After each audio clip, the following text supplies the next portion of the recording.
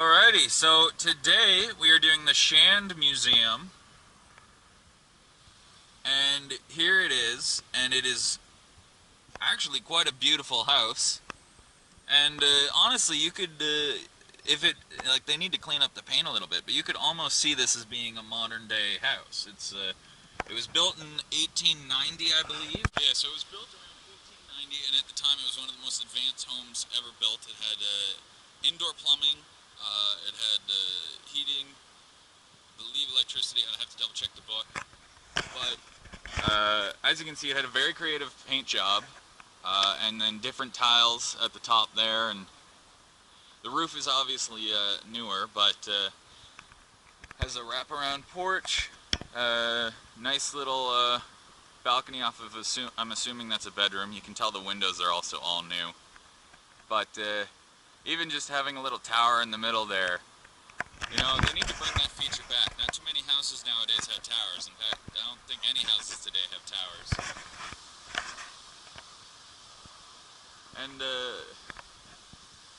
it really sets the house apart that there's an actual tower sitting in the middle. Because if you took the tower away and just had like the highest roof be the peak right there, that would be a pretty standard house today. But then just having this one spire in the middle of it really sets it apart. But unfortunately, I'm here like way too early, so they aren't currently open. But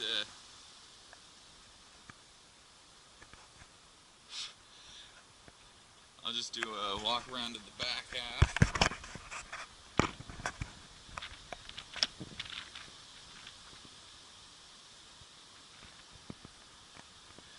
It does look like electric lights, though that could have been a modern upgrade.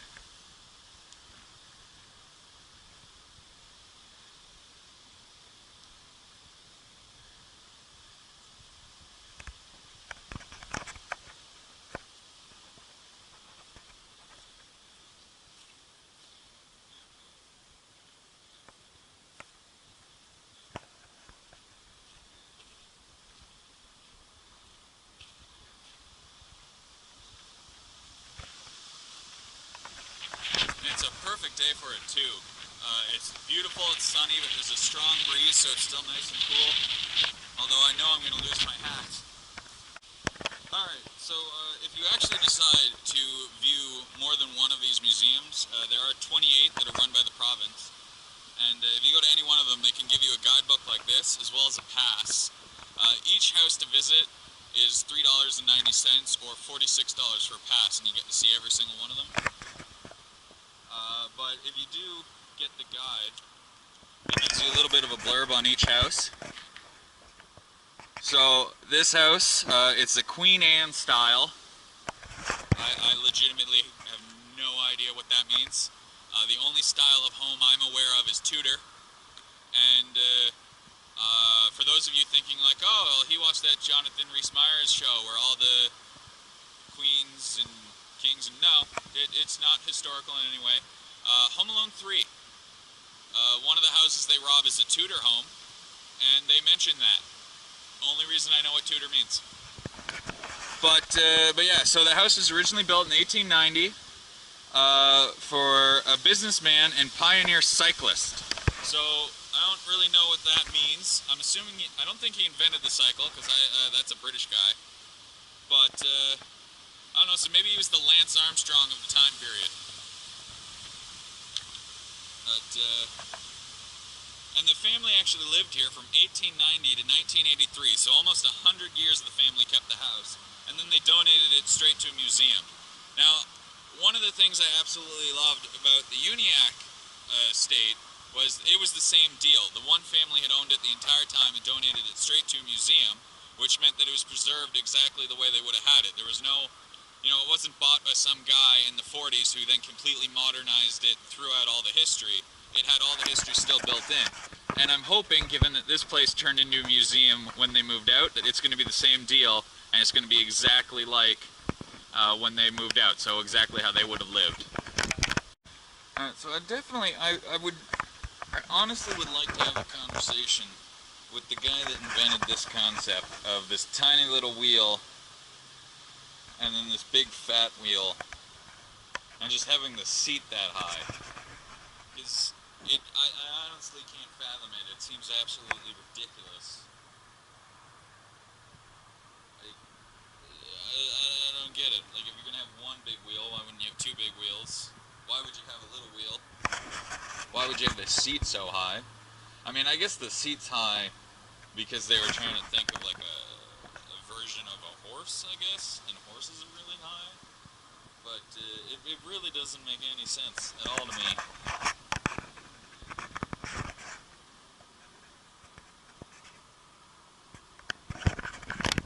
Sweet. This isn't intentional, but I'm apparently the first person to actually visit this place this year. That's cool. Well, I know. That's why I decided I had to come today, because if I didn't come today, I might not have been able to go at all. Exactly, yeah. Cool. So do you want a bit of history in the house? Yeah, definitely. Perfect, okay. So, welcome to Shandos Museum. I'm going to try my best here. It's my first tour of the year over here, so it's like, how's my brain working, right? The house of the Shan family, it was built, they started building in 1890, completed in 1891, and it was the house of Clifford and Henri, or Henny, Shand. They're the two who are pictured over there on the table. Okay. And the picture in the middle is their wedding, what do you call it, when you go on honeymoon. Their Okay. honeymoon, they went to Niagara Falls for their honeymoon. So they built this house, and it was largely a wedding gift from Clifford to Henri. Oh. And they had the Windsor Furniture Factory, which is on Cedar Street. It's now the Cedar Center, and it's about to receive an award from the Heritage Trust for restoration of a heritage building. Oh, I'm gonna have to check that out too then. Yep, that's July 6th. Is that they're doing the presentation, the awards over there. Oh, right on. Yep. So the house was built for $6,000, which was a lot of money at the time. And the house was really considered a modern marvel. One of the very first houses to have indoor plumbing, indoor washrooms, indoor central heat right from the start, and built right from the start to have electricity. I got that. I wasn't sure. Which was very unique at the time, especially in a bit of a rural area. And of course, the electricity went first to the factories, like the Windsor Furniture Factory, and then it was brought up to the street to the house. Okay. So there's a lot of features that when you first come in the house that we don't think much of, but it's meant to show off the fact they have power. Yeah. Like when you look at the clock up there, which was a gift from the workers of the furniture factory, you see the plug right beside the clock. Okay. Which if we were building that today, we'd hide the plug behind the clock. Yeah. They stuck that plug right out there prominently, so everyone could see it to show off the fact that that was an electric clock. Oh, that's cool. So they oh wow. Yep. That is actually really cool. Where today we would hide it. Right? Yeah. And the fireplace right here that is original. That was never a functional fireplace. It was designed as an electric fireplace. So is it one of the first electric fireplaces then?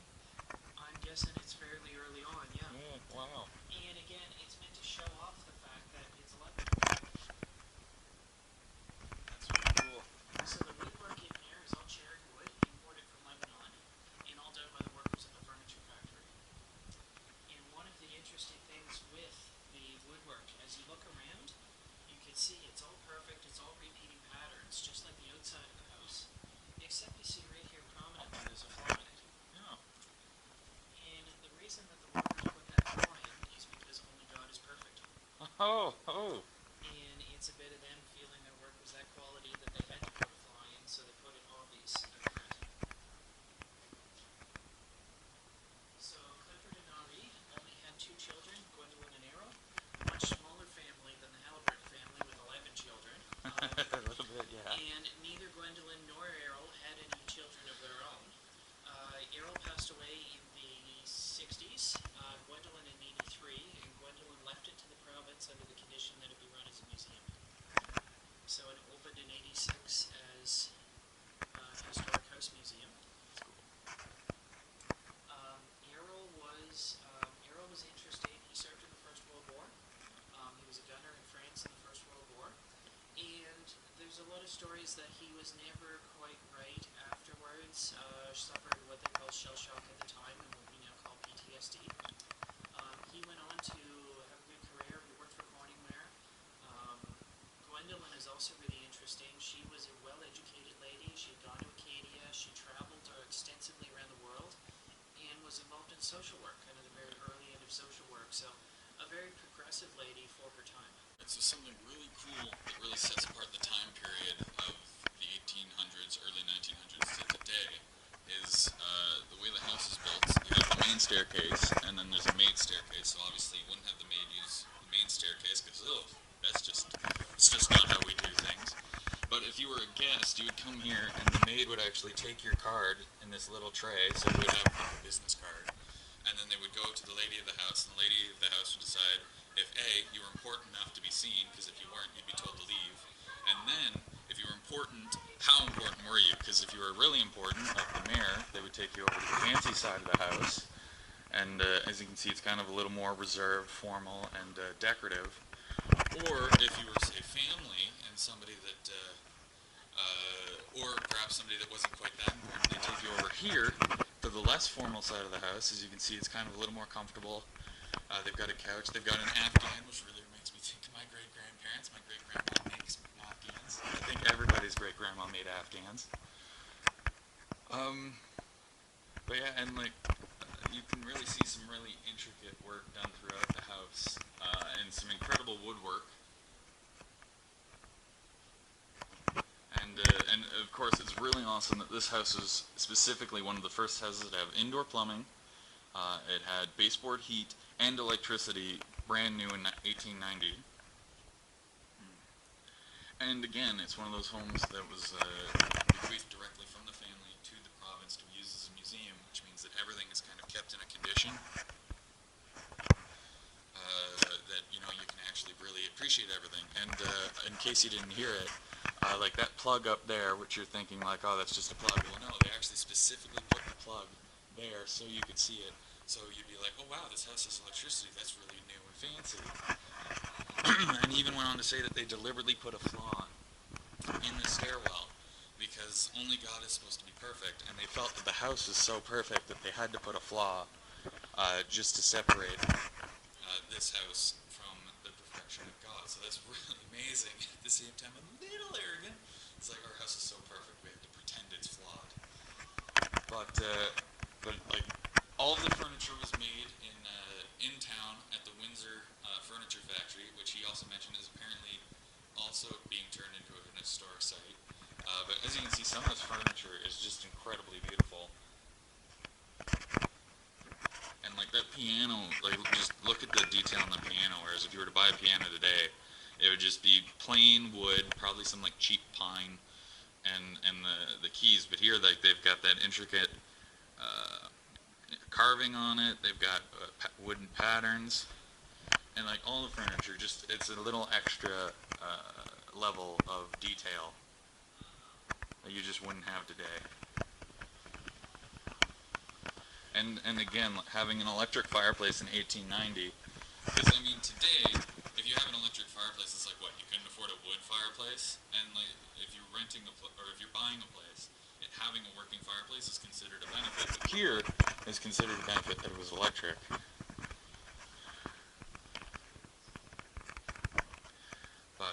And then here's the dining room, and again, I can't help but marvel at the fact that they have so many plates. Because again, in my house, I have 3 little plates, 2 big plates, and 3 bowls, and the bowls don't match. And I know my family had a set of plates, and I broke half of them, so I can't imagine keeping this big a set of plates for so long. And again, just the intricate detail of the house. It's like just like this over here, and like I can't go too far in, but like that's just so beautiful. It's like it's a carved out nook of the house, so you can actually see. If you look through the window, they actually expanded the outer wall of the house in order to fit a nook in here. Like, that is legitimately a beautiful piece of wooden carving. And then you'd normally, I'm assuming you wouldn't have all the plates out. This is something that they do obviously so that we can see the plates, but all the plates would be kept in those drawers, I'm assuming. Again, I'm not 100%. I'm definitely not upper crust, so I don't know how things would have been done. But, here you have the coat cupboard. Even these hooks are so much fancier than what we'd have now. Here's the pantry, I guess.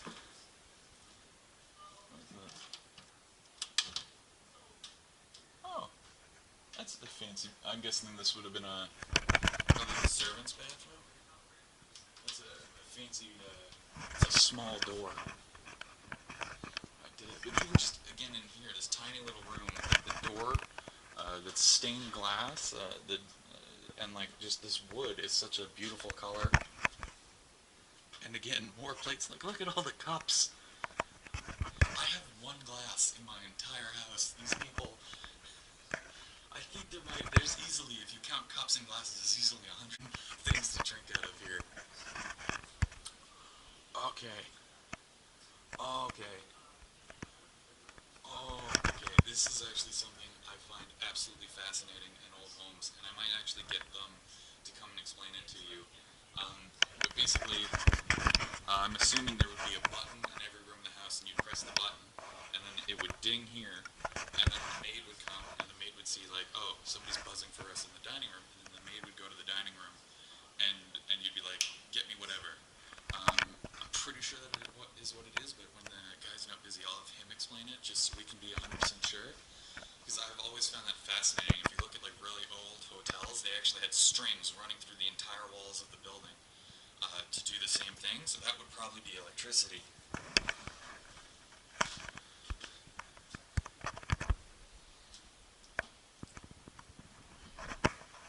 Okay, I don't know if this would be the maid's kitchen or if this is just the staff kitchen. So I don't want to describe that as being something that isn't. But here's the kitchen.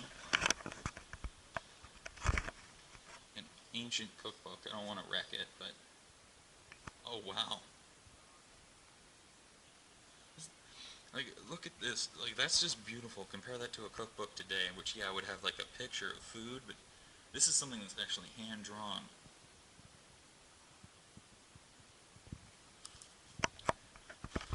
Oh, wow, a calendar from 1928.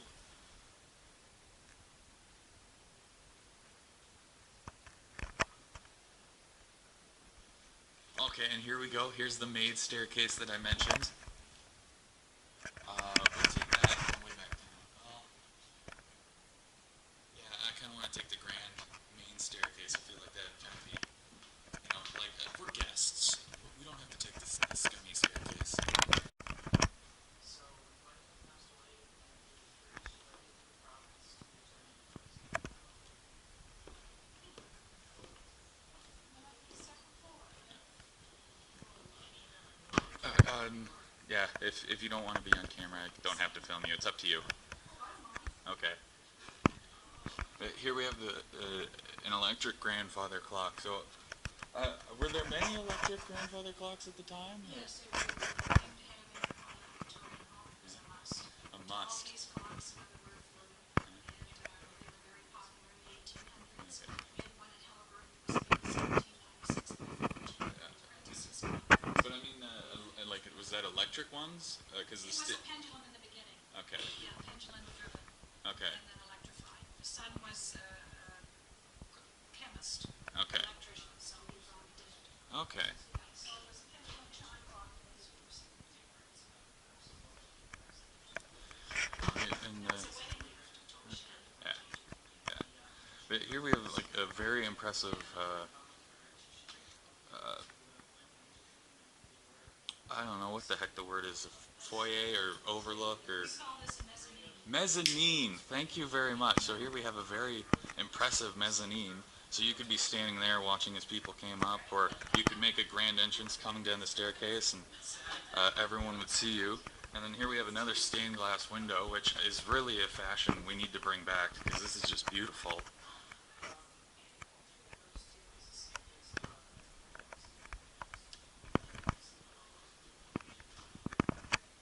Are we allowed in this room? Or? It's just a staff room. Oh, okay. Yes, and it was a children's playground. Okay. This is the master bedroom. Furniture, high-end furniture from the factory, and it's high-end and it has the spiral on it. Oh, that's how they know it was high end. Yeah. That's cool. So if you didn't catch that, apparently this is what separated the high-end furniture and the low-end furniture. So you'd come in, and if you were, they're like, oh, look at our lovely furniture, and you're like, oh, wow, it is actually lovely. If they didn't have that, I guess you'd look down at them a little bit. But there's again, stained glass around all the windows. And just the detail on the furniture is just so much nicer. Because if you went into a store today and bought a bed frame, it would just be two posts, maybe a board. But like they actually put all this extra detail and everything back then. Like even the brushes. If you go and it's a brush now, it's plastic, and it's just it's functional. It doesn't look beautiful like that. And strollers, like good lord, a stroller nowadays, which would cost you like $1,000, is just a bunch of pieces of plastic with no. And then you got this thing, which is just so elegantly carved out. Oh hey, half box. Oh, we're nuts.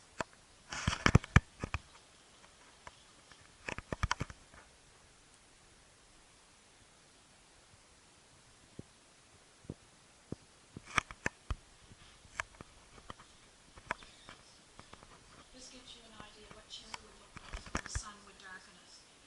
Be Okay. very rich mahogany looking. Wow. Yeah. Yeah. Those were just replica clothes they would have worn. This Shan retired back here in the 1950s, so of course she had a television, which is Yeah. still there, and it did work up to a few years ago. Oh, so it only recently stopped working? Yeah, because of the, they switched music, and now, whatever. Yeah. There's something. That's fine. Yeah. That's too bad. If only people still repaired TVs, because that would be cool just to have it as something just to show people. I remember as a child that you turn on the test pattern until noon, and then you'd have your shows. Well, I'm from a rural area, and I'm just old enough that I remember there were still a few analog channels that after like 2 or 3 in the morning they'd turn off. So you got the test pattern at like 3 in the morning when I wasn't supposed to be up, and I'd be all frustrated like, "Why? I want to watch cartoons." Yeah.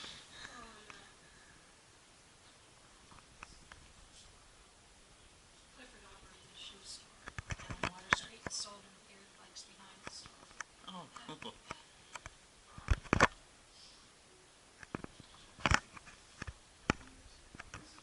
Here's another thing, TVs. Like, can you imagine trying to buy a TV today and asking like, I'd like it in a fancy wooden box. And I know a lot of people did with their TVs. They took them out and made bars out of them. Oh, really? Cabinets. Yeah. Uh, Same stereos, the old stereos. that's really cool. So apparently a thing of the time was if you had a wooden TV, you'd convert it to a bar. That's just cool. You couldn't do that now. Like, what are you gonna do? Just put the TV upside down? It's like, oh, it's a bar now. TV's on the wall. Yeah, exactly. Oh, that's cool. Yes, one of our interpreters did that.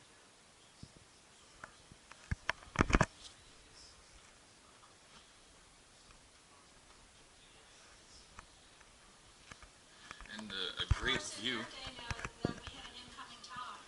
Yeah, Windsor okay. was a major shipbuilding port. Yeah, okay. And so the Shans looked down on the Ridden brothers, where the causeway goes over. Okay. They had a house that was stilted in the water, and they didn't have to pay taxes. Oh. So here they are, a high middle class, upper class family, looking down on the Reddens. But she writes about them in her historic Hants County book that she wrote, and she said they were rough, very rough. Well, there's another perfect difference of the time Yeah. is that old-fashioned snobbery of Yeah. we're at the top of the hill, you're at the bottom, down there. so you're just. Rough, very rough. And I can imagine she was probably frustrated. She had to look down and they were blocking her view. I don't know, she became a social worker. Oh, did she? Was a pioneer in the Oh, wow. So she had that in her blood. So definitely ahead of the time. Yeah, she was.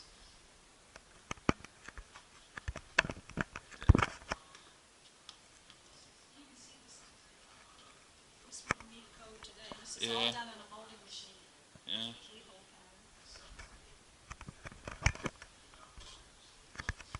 This was Gwendolyn Shan, and even when she retired back here and had the house to herself, she always stayed her own dinner. Oh, hi. Backstairs. See, the maid didn't have to. Again, like I'm kind of been marveling when I see these places just in relation to the old books, because even if somebody were to just donate these books to like a book preservation society, this would be an impressive, pardon me, find.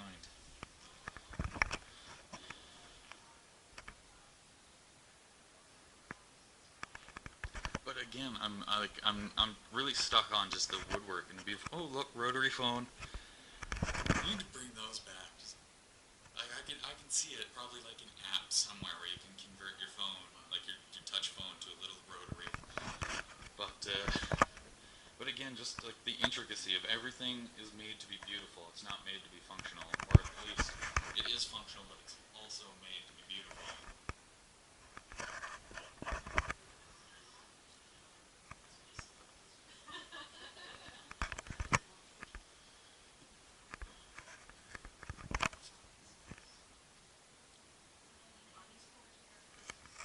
And as you mentioned before, the one son was a veteran who unfortunately suffered from shell shock.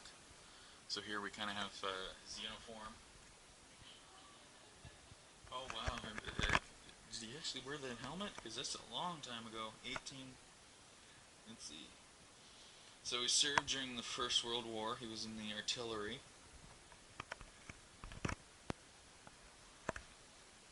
And here we go, the maid's staircase.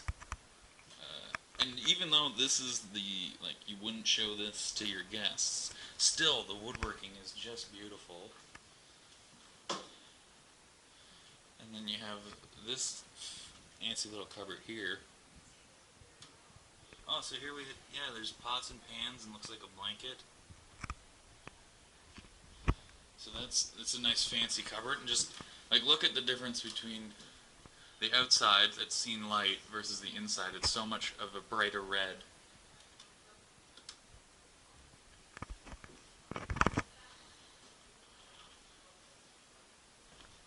And so I'm assuming this would probably be the maid's. Here's another closet, some purses. And it's more stained glass. And then I'm assuming this would have been the maid's room. As you can see, it's very plain, relatively speaking. But then, oh, and see, there's a more common brush. And like the bed is just very, very basic compared to the fancier places. But even then, she had a mirror. Just everyone had a mirror. A very cramped space, but I imagine anyone who lives in like a major city like New York or Toronto can probably relate to having such a small place. And here we have like holy crap! Like the entire thing is wood, wooden floor, wooden walls, a wooden ceiling. How often do you see that nowadays? And I actually, and like you could even, I don't want to break this, but you could even cover the window with wood, and if you were to shut the door, this entire, just completely uninterrupted wood all the way around. That's, you wouldn't get that today. And just an ancient bathtub, which again is wood. The bathtub is surrounded by wood. There's wood everywhere. But yeah, like if you were to look at a modern day house, all of this would be tile. Just ugly tile, cheap. And here it's just this very intricate wooden pattern. I guess there's probably maybe a different style of toilet, which would explain this cutout here. Or maybe that's just like to get at the plumbing. I can't get over like just the detail on the ceiling of just this beautiful wooden ceiling in the bathroom. Right, and yeah. Alright, and here we have the tower, and I'm so glad that I actually get to go and look in the tower, because after I was at Prescott House, I was kind of worried that this would be off limits. But just, you get up here, and you'd have this just incredible view, and spiders apparently, just, ugh. But yeah, just look at this view, and imagine these trees weren't originally here, and this was originally a harbor town, or a shipbuilding town, so there'd probably be ships in the water.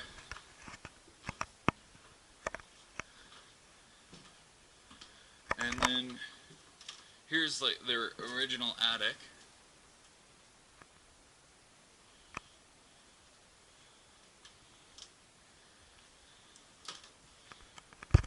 So I guess this would be where they would store things.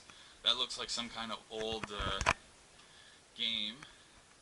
And here, ooh.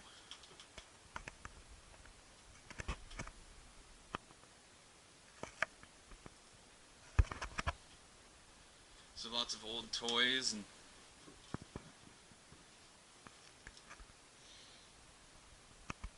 wow. So even this, the attic, so not a part you would ever actually see, still had old electricity.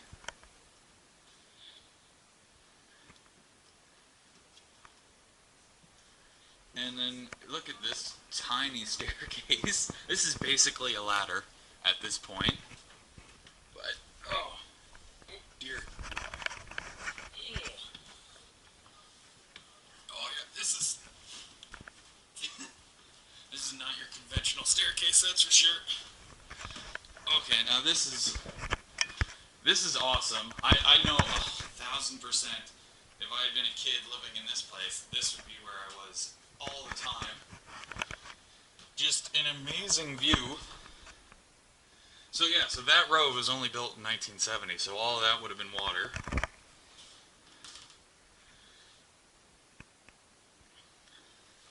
So yeah, this would have been a giant river, which probably would have meant that that gas station would have been underwater. Because yeah, you can see the floodplain over there.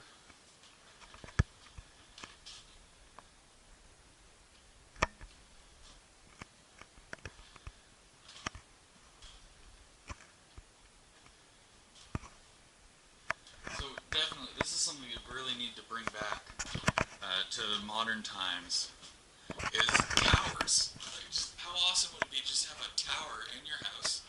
You know, maybe you're sick and tired of the kids screaming and yelling. You come up here for some peace and quiet, or if you're an artist, set up your easel and look out the window and just draw things. But no, instead now we just have like 2 floors. Sometimes not even that. This is definitely a lost bit of architecture that we should really bring back. Just imagine you had guests coming. You get to, well, I mean that's like such a cliche, you know, the ghostly figure in the window. You know, now you just, you know, it was a better time. Kind of give you a better idea of how steep that staircase is. Yeah, here we have the mezzanine, which again, like something that we really don't have anymore that I wish they would bring back, is just a winding staircase to give you this kind of a really gorgeous feature of the house where you could be standing here and see who's down there, but at the same time not yourself be visible. And like I mentioned, here's the maid stairs, because Lord forbid the help be seen using the actual staircase. And for those of you wondering, I've got the camera on my shoulder. So, okay. Oh. Yep, spiders.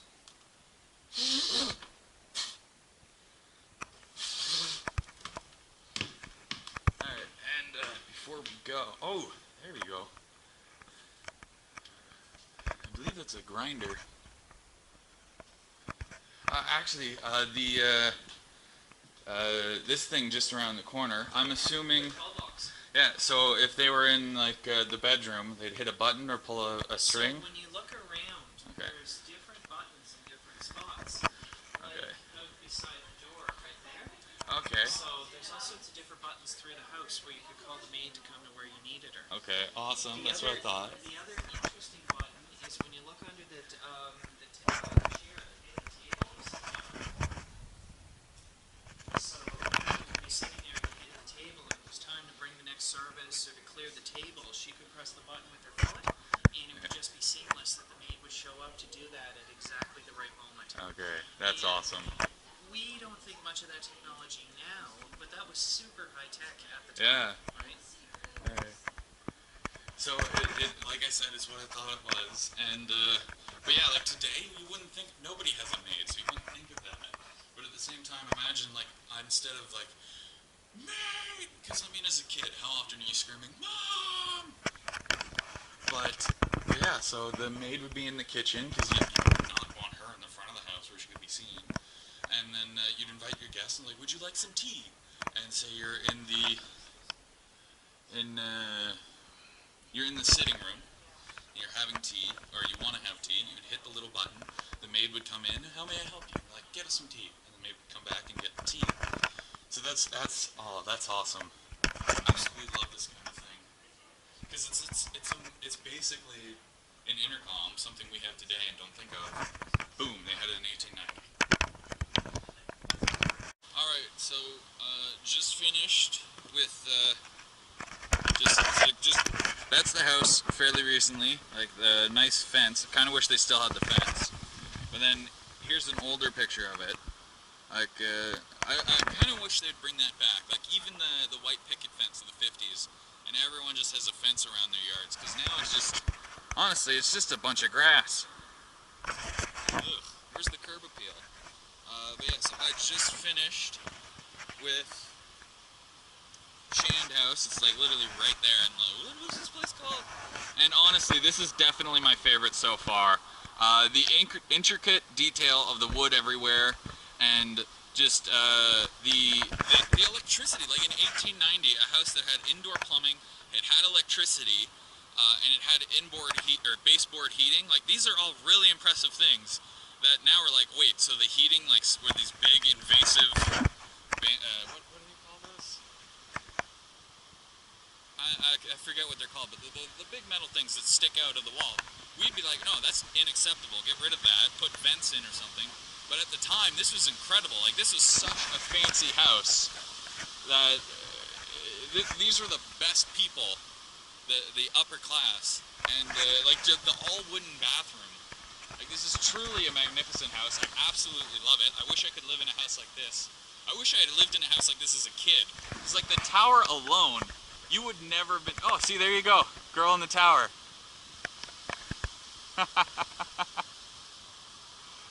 You would have never been able to get me out of that tower. I would have been up there every day, all day. As soon as I got home from school, I would have sprinted to the top of the tower. Anytime my friends were coming, I'd be waiting in the tower to shout down to them. It's a flippin' tower! Like, just how cool would it be to have a tower?